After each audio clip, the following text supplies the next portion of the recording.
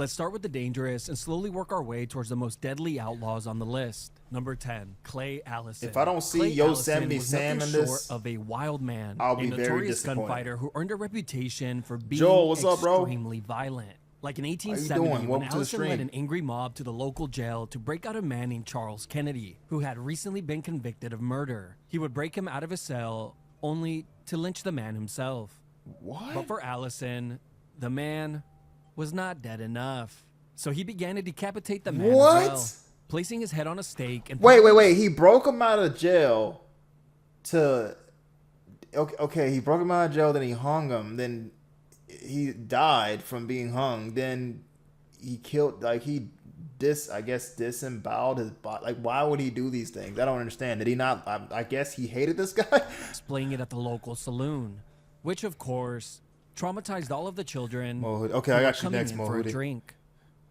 Allison was such a wild man that he would oftentimes be seen riding his horse through town, completely naked, with nothing but his pistol on his hip. Yo, But my that favorite guy's incident wild. was when Allison accepted a dinner with a man named Chunk Colbert. Chunk was a notorious gunfighter who was rumored to have killed 7 men up to this point. Damn. And it was no secret that Chunk wanted nothing more than to see Allison dead. Oh, Lord. Now, of course, Allison knew this, but he still accepted Chunk's dinner invitation nonetheless. While in the middle of eating dinner, out of nowhere, Chunk would jump out of his chair and quickly drawing his gun to shoot Allison dead, only to hit the edge of the table with his pistol, which prevented him from raising it up any further. And in one swift motion, Allison drew his weapon, shooting Chunk between the eyes. When asked by the locals why Yo, on earth how unlucky do you have to be? You were trying to get the jump on him, and your gun hits the table. That's got to be the biggest oh shit moment in his whole entire life. drew his weapon, shooting Chunk between the eyes. Damn. When asked by the locals why on earth would he ever accept dinner with a man he knew This wanted is to kill this him, is almost Meat to which he Canyon levels of replied, disturbing. Yeah. because I didn't want to send a man to hell on an empty stomach. Wow. Number 9, Kinda Cherokee cold. Bill. Crawford Goldsby, or better known as Cherokee Bill, was an infamous outlaw who was responsible for the murder of 8 to 13 men. 13 Bill would men. become an outlaw in 1894 Cherokee at the Bill. age of 18, when he would confront a man that had beaten up his brother. But once he was face to face with him, he realized he didn't want to get beat up as well. So he would just end up shooting the man instead. Lord have mercy. And from this point on, he would live the rest of his life on the run as a wanted criminal. Shortly after this incident, Cherokee Bill would join an outlaw group called the Cook Gang, which specialized in robbing banks, trains, and stagecoaches. Cherokee Bill's crime spree was long and involved many heinous crimes. But to better understand this man's insane work ethic, let's just take a look at a small section of his crime spree, starting with We don't June fight, we 17th, shoot. 1894, when Bill shot and killed Deputy Sheriff Sequoia Houston in a gunfight. Then 1 month later, Bill would even clock in for holiday pay, shooting and killing 2 men on the 4th of July. Jeez. Then 2 days later, on July 6th, he was rumored to have killed a railroad worker. Then a few weeks later, What on is July this dude's 30th, Bill and problem? the Cook Gang robbed the Lincoln County Bank in the Oklahoma Territory. I mean, As you can see- back then, if you were an outlaw, you 9 times out of 10, you'd probably get away with whatever you wanted to do. Because it's not like how it is now. So it was a lot more harder to catch you, I would assume. So See, Bill's crimes were non-stop, and they would continue at this pace until the day he was caught, which came on January 31st, 1895. But even in jail, Bill's silver-tooth activities would continue, as he somehow managed to get his hands on a revolver. And in an attempt to escape, he would end up shooting a jail guard in the stomach and back. damn. But it would all be for nothing, as he would be locked back up in his cell. And on March 17th, 1896, Cherokee Bill, the most infamous outlaw of the time, would be hung for his crimes. And just moments before his execution, he was asked if he had any last words, to which he replied, "I came here to die, not make a speech."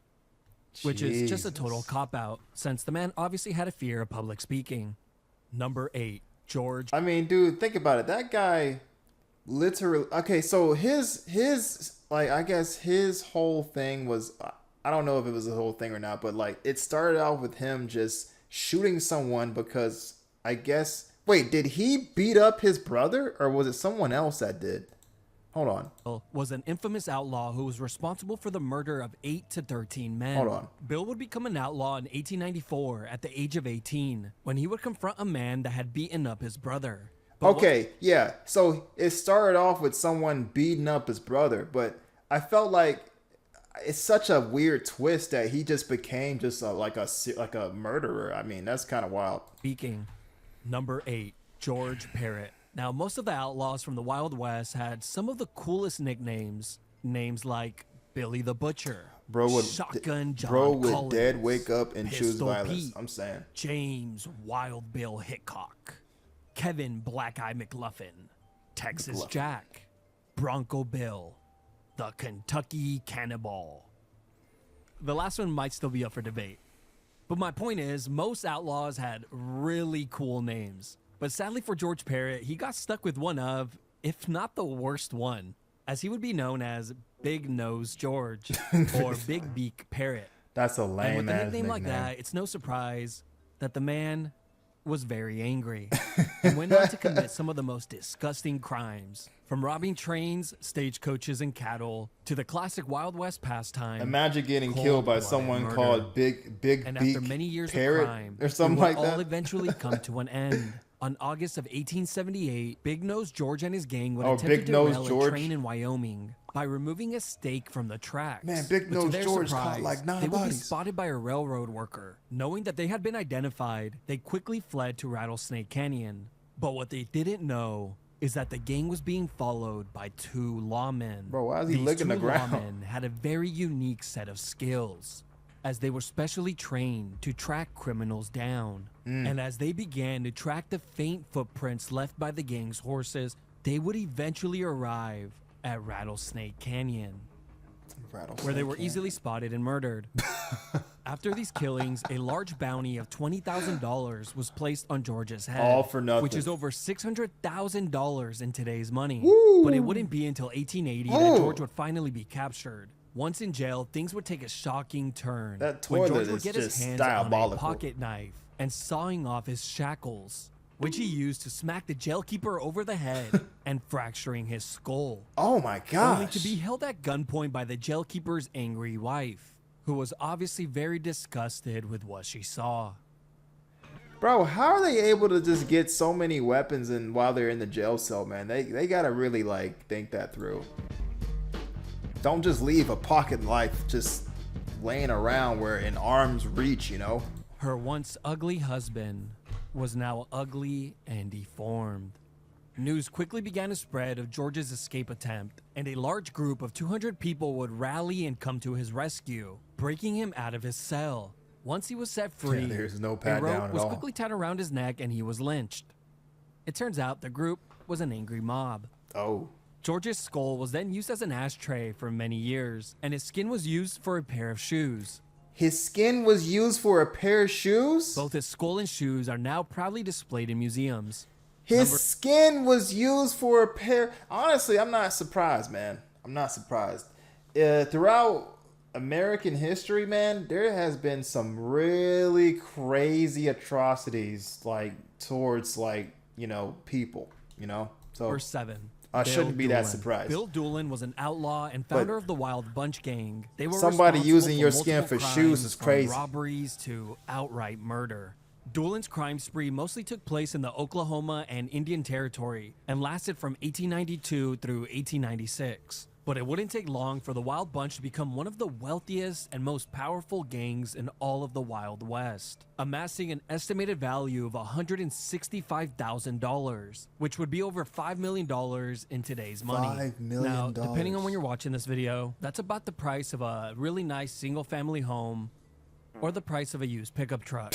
Yeah. The gang was so successful at robbing trains and banks, the states had no choice but to place large bounties on all of the members. They were wanted dead or alive. And by 1895, most of its members had been killed, These either by drawings. lawmen or bounty hunters who were out seeking the reward. Bill himself would be captured and jailed on January 15, Why he look so happy? 1896. But just 6 months into his jail sentence, he would manage to get his hands on a revolver. Bro, Sticking up one of the jail... this is what I'm talking about. How are these people getting their hands on weapons while they're in a jail cell, bro? This is where all the problems begin. I mean, they've killed people prior to them getting into jail, but dude, they're not supposed to have weapons and be... Dog, that's crazy. Guards, and forcing him to unlock the jail door and escaping, leading to a massive manhunt that would end with Bill being cornered inside of a farm. Surrounded by lawmen, he was ordered to come out peacefully. GTA and a few inventory. moments later, Bill would walk out and shooting at everyone that surrounded him, only to be instantly put down with a shotgun blast. Oh yeah, It turns out that a 1v20 is never a good idea. Number 6, Jim Miller. James Brown Miller, or better known as Killin' Jim or Killer Miller, was an outlaw, a professional hitman, and a lawman. Killin' Jim was a notorious gunman who is considered one of, if not the most violent man of the Wild West. It's estimated that he killed a minimum of 12 men, but some reports claim that the number could have been as high as 50. Those reports, of course, coming from Jim himself. Didn't this happen in the first Red Dead Redemption with John Marston? Marketing. I think you're right. Some of these killings were justified as like they were at the committed end? against criminals early on while he was a lawman. The others, on the other I hand, vaguely remember that. were just unlucky, as those were just outright cold-blooded murder. With most of those taking place once he switched sides and becoming a notorious hitman, charging $150 per hit, which is about $5,000 in today's money. And for the next few years, Jim was hired to kill many men. And in 1908, he would get hired by 3 wealthy men to kill a former deputy U.S. Marshal named Allen Augustus. The plan was simple. Pay Jim $1,700 to kill Allen. Bro, and looks once like he was Porky dead, Pig. the 3 men would acquire his land. So the following day, Jim would ambush Allen on his property, shooting him twice with a shotgun. As Allen was left to die on the floor, his wife would run to the scene. And in his final words, he would manage the strength to say the name Jim Miller. Soon, Jim and the 3 men that hired him were captured and arrested. They were all taken into custody to await trial. But word quickly began to spread that there wouldn't be enough evidence to convict the men for this crime. So the townspeople would take justice into their own hands, breaking all 4 men out of their cells and dragging them to a nearby barn, placing all of them on a platform with a rope around their necks. As the other 3 men cried and begged for their lives, Jim showed no emotion. He was just eager to get the show over and done with, yelling, "Let her rip!" and voluntarily stepping off his platform to hang himself. The rest of the men were not so brave and would be taken care of by the angry mob. Number 5, Dude, Sam Bass. What a situation to be in, man. That guy, I mean, what kind of monster do you have to be? This man said, "Let it rip," and just hung himself voluntarily. That is crazy. Oh my gosh, man. Sam Bass was an infamous train robber and the leader of a gang called the Sam Bass Gang, a gang that would become famous when they pulled off the largest train robbery Hardy's just in tried to American seduce me. history.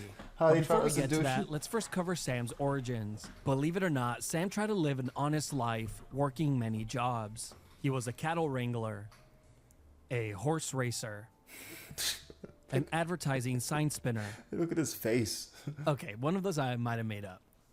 At You one have to be point, a he real would even wacko work to for do the this railroads, type- where he do would this load type of goods life, onto the yeah. carts. Sam could have continued to live an honest life if it wasn't for his gambling addiction, in which he accumulated enormous debts that he could not pay off, which is what I led don't him think to I a could life survive of in the Wild crime. Wild West. He would begin by robbing stagecoaches, but eventually he would put together a gang that would specialize in robbing trains. Using the knowledge he acquired while working for the train for one, it'd companies, be, he managed to pull off 4 consecutive twice as train hard for me. robberies outside of Dallas, Texas. But in 1878, Sam and his gang would pull off the greatest train robbery of all like 10 times harder. when they managed to rob a Union Pacific train, stealing $60,000 worth of gold, a value that is close to $2 million in today's currency. And after this robbery, the gang would I'm black, immediately so yeah, split up you know, for I ain't good. stepping out The the following house. year, in 1878, Sam Better stay in the must have crib. gotten bored of being retired and rich. So he would put together a new gang. And on July 19th of the same year, they would attempt to rob a bank in Round Rock, Texas. A robbery that would have been successful if there hadn't been an outlaw turned informant in his gang. And once the gang arrived at the bank, a shootout broke out, with his gang being shot and killed. Dude has Sam an would take RPG off on the his roof, horse, escaping town. The following day, Sam would be found helplessly laying in a pasture north of town, covered in his own blood from a bullet wound he suffered the day before. He would be rushed back to town, where he would die the following day. Number 4, John Wesley Hardin. John Wesley Bro Hardin had to the have ray been gun most from psychopathic COD killer Black of the Wild Ops. West, committing his first crime as a child when he stabbed a classmate after a fight. Then in 1868, at the age of 15, he would take it a step further. When he began to argue with the man, but not wanting to risk being wrong, he would quickly settle the argument by shooting and killing the man instead. Oh my God. After the murder, he would go full Jason Bourne, killing 3 Union soldiers who tried to arrest him. Jesus. And in 1871, while traveling Well, he does up the have a ray Chisholm gun. Trail, he killed another 7 The ray people, gun is pretty then powerful. 3 more in Abilene, Kansas. And in the coming years, he would add an additional 4 men Ray gun to is his OP. death list. By 1878, Hardin had killed at least 20 men, but some reports speculate that it could be as high as 40. The murder of a former state policeman and a sheriff would be the ones to Oh, what's get up, him Jeremy? arrested. John Wesley Hardin would then serve the Sam next Bass 14 long Gang, years really subtle inside of a title Texas there. prison. They will never know who After runs serving it. his time, he would eventually be released. Who would be And the in 1895, who would be in the El Paso, leader of the Texas, Sam Bass Hardin's Gang? girlfriend would get arrested for We carrying a just pistol. don't know. Hardin exploded with anger, threatening to kill the officer who had arrested his girl. A few hours later, Hardin would be spotted at the local saloon shooting dice, when a man walked behind him and shooting him in the back of the head. Yikes. He would be dead before he ever knew what was happening. Oh, that's the man worst. who had shot and killed him was the same officer he had threatened a few hours earlier. Oh. The officer simply did not want to take the chance to end up on Hardin's death list. Oh. As for the officer, an El Paso jury Well, would end I up guess acquitting that him makes for the sense. murder of Hardin, as they felt that he had done the town a favor. Number 3, Technically, he Jesse did. James. Jesse James is I've perhaps heard of the Jesse most famous James. outlaw of the Wild West. James' appetite for violence began at the very young age He looks of like he 16. about that. Look When he at this. joined Look at this photo. He looks like he about that business. He just looks like he about that action. He'll about it. He's like, "What's up? Take the picture though. Take the picture though. Or I'm gonna shoot you." a guerrilla group called the Bushwhackers, which is not at all what it sounds like. The Bushwhackers were a pro-Confederate guerrilla warfare unit during the Civil War and carried out some of the most atrocious crimes against Union soldiers and anyone who supported them. Let's just take a quick look at 2 of these incidents. Beginning with the Lawrence Massacre of 1863 Oh my in goodness. Kansas, where 150 unarmed men and boys were killed. Then there was the Centralia Massacre of 1864 in Missouri, where 24 unarmed soldiers were executed. Lord A have young mercy. Jesse James took part in both of these incidents. But now that you know exactly who Jesse James is, let's continue. that life. After the Real Civil G War shit, had for ended, real. Jesse, his Confederate, brother oh, nah. Frank, and some former Confederate guerrillas would come together, creating a gang called James Younger Gang, which would soon become the most feared outlaw gang in all of American history. The gang would first begin by Yeah, robbing basically, banks, Jeremy. trains, and stagecoaches. I actually haven't Now, the seen that reason movie. this gang was so feared was, well, they never hesitated to kill anyone who got in their way. The door guy at the bank, Blasted. the bank teller, What the bank teller do? the man who just happened to walk into the bank while they were robbing it, I like to cash this check. Boom, boom, boom, boom, the boom. little orphan who previously got squished crossing the road in my second video.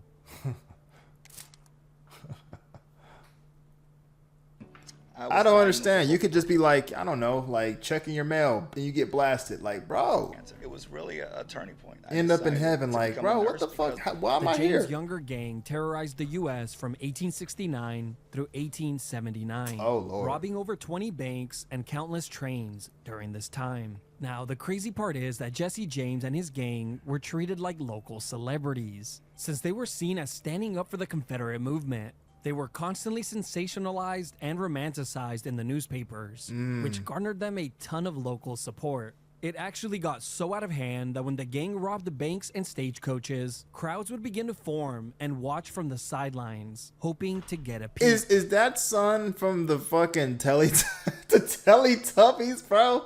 I just noticed the son's a baby. I think that's from the Teletubbies. But after 10 long years of crime, the gang would finally dwindle down, as many of the members began to die in shootouts. And by 1879, only Jesse and his brother remained. With the bounty on Jesse's head becoming larger and larger, he would ask the Ford brothers to move in with him, as the brothers were the only two people he trusted, as they had been members of his gang in the past. They agreed to move in. And on the morning of April 3rd, 1882, while James was hanging a picture frame up on his wall, one of the brothers shot him in the back of the head. Damn! The two brothers collected the reward money shortly after, and Oh, were later exonerated for the murder. Number 2. Wow. That's crazy. That is, I mean, they just wanted the money. That is so. You know what's even crazier about Jesse James? Why was he even romanticized in the first place? I mean, he was just blasting fools left and right, and he had fans? Were they like, oh, Jesse, shoot me, Jesse, shoot me? Like what? Well, I don't know why he became so popular, but okay.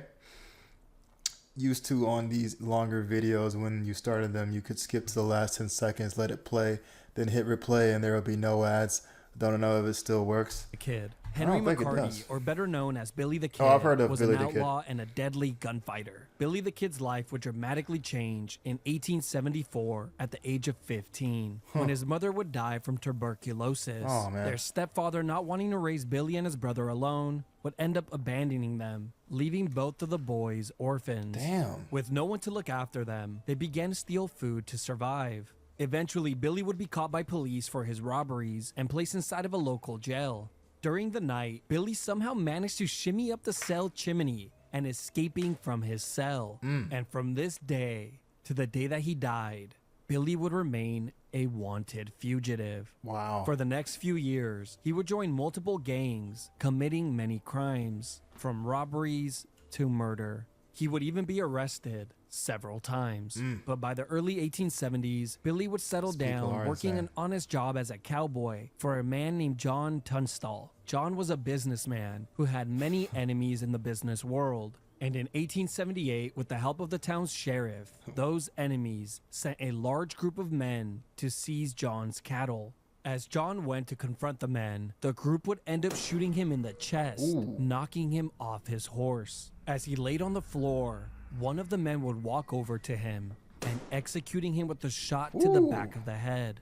Little did these men know, they had all but sealed their fates. This incident Then would Billy, mark like, the start of the hunted Lincoln all of them County down. War. A group called the Regulators was created. The group's goal was simple. They Dude has swore three to kid- kill the three every chins. single man that took part in John's murder. Billy the Kid was one of those members. It didn't take long for the Regulators to begin getting their revenge, starting by killing the two gunmen that murdered John. Jesus. And in 1878, the Regulators would ambush the town's sheriff and his deputies, killing them all in a shootout. The Lincoln I County feel like War- the way he's describing the Wild Wild West, like shootouts happen like every single week, like almost every day. Like, damn, man. Everyone, and it's crazy how casual people are just like with shooting someone else. Like, you have a disagreement, boom. Like, you just be walking to get some milk, boom. Like, damn, bro. It's like everybody got that blinky on them, man. would last for around a year, with many killings taking place. After the war was over, Billy the Kid would become a wanted man for the murder of the town's sheriff. And in 1880, he would They finally still be do captured praise serial and killers. jailed. They do. He would be sentenced to hang for his crimes. But Billy had other plans, and on April 28th, 1881, That's America. he would get Yep, into a that fight is. with one of the jail Specifically guards, Texas. stealing his revolver and killing him. Then from the second story, Billy would taunt the second jail guard when he yelled, "Look up, old boy, and see what you get." And the moment the second jail guard looked up, He was blasted with a shotgun that Billy God. acquired from their office. Bro. Billy the Kid had managed to escape. Dude, how did the sheriff fall for this? This man said, look up there. Boom! Bro, like, what? I don't know why the sheriff just got, like, bro, I can't believe you would fall for that. Like, that's like me, that's like I'm a cop and I'm going to arrest this guy who just robbed some place. And this man said, look up. I'm like, oh, okay. Boom! Escape from I'm jail talking to Jesus. once again. A $500 reward would be placed on Billy the Kid. He was wanted dead or alive. When Many guns came men out, and they bounty abused the hunters fuck out of began to that track shit. him down. Yeah. And on July 14th, 1881, Billy's luck would finally run out. They did. When he would be That's killed where the by original Sheriff squatters' Pat rights Garrett came from, with a right? shot Because to so his many chest. abandoned Billy the houses Kid would after go death. down in history as one of the most legendary outlaws of the Wild West. It's speculated that Billy had killed around 21 men during his short time on Earth Lord. and was just 21 years old at the time of his death. Wow, he was 21. Number 1, Butch Cassidy and the Sundance Kid. Robert Leroy thought Parker Billy was and number Harry 1. Longabaugh are two of the most famous outlaws of the Wild West, but most will know them by their nicknames, Butch Cassidy and the Sundance Kid. The reason why they're both in the number 1 spot is because they would become partners. But before we talk about how they became Wild West legends, let's first cover the origins of Butch Cassidy, the man who would become the leader and founder of the Wild Bunch Gang, a name that was inspired by Bill Duan's gang, which we covered in the number 7 spot. Butch began committing crimes at an early age, from stealing cattle to minor offenses. But it wouldn't Yeah, be just until kicking June a baby 24th, into the fucking 1889, sky. that he would cement himself as one of the Minor most offense. brilliant outlaws the world had ever seen. When Butch and 3 others successfully robbed the San Miguel Valley Bank in Colorado, escaping with around $24,000, which is equivalent to around $800,000 today. The reason why a robbery this large was successful was thanks to Butch's meticulous planning, as he scouted the targeted area for weeks, taking every single escape route into consideration. Butch also had custom leather bags made to withstand the weight of Where's the loot Butch that was to looking? be collected. He would also create an escape system where multiple horses would be stationed along the escape route, creating a relay system of fresh horses, guaranteeing that anyone pursuing them would not be able to keep up. That's like the Butch proximity simply chat left in nothing Warzone. to chance. Tactics like this were the It's reason crazy Butch that and the we Wild Bunch remember the Gang were notorious successful in guys robbing in history, multiple but never the banks guys and who put them trains down. for over a Very decade. true. Now, the most shocking part is that Butch and the Sundance Why all Kid these mofos never dressed so shot fly, or though? killed anyone during these robberies. They are kind of fly. But after a decade of crime and the increasing pressure from law enforcement, Butch Cassidy and the dress good to Sundance kill, Kid apparently. were forced to leave the country, making their way into Bolivia, where they would end up getting into a shootout with Bolivian soldiers. With the Predator, And both too, Cassidy apparently. and the Sundance Kid would end up dying in that battle. The men were then buried together at the local cemetery. Well, at least that's how the story I don't know what's goes. funny. The fact that the fact that he was like fighting the Predator. Right? Bro, the Predator got the blinky on him too, bro, and he's like a intergalactic alien. The fuck? Damn. Goes. You see, in the 1990s, their bones DNA was examined and were attempted. You to know, be that's matched. actually kind of accurate because the Predator, the Predator has been fighting people for like centuries in his lore. So that makes sense. with the DNA of their living relatives. But there was a problem. Neither of their DNAs were a match. The bodies of the 2 men that supposedly died in a shootout in Bolivia were not Butch Cassidy and the Sundance Kid. Oh. With some even speculating that both men survived the night of the shootout and returned back to the United States shortly after, living the rest of their lives as wealthy men under a new identity. They might not have been the most dangerous outlaws of the Wild West when it comes to killing. Remember in Predator but 2, as far as he the gave him banks, a 1800s the trains, revolver. Yeah, and the exactly. government were concerned, Exactly, Jeremy. there never existed a deadlier gang than the Wild Bunch. It all connects. Wow, this was a good video. I didn't know they were like that.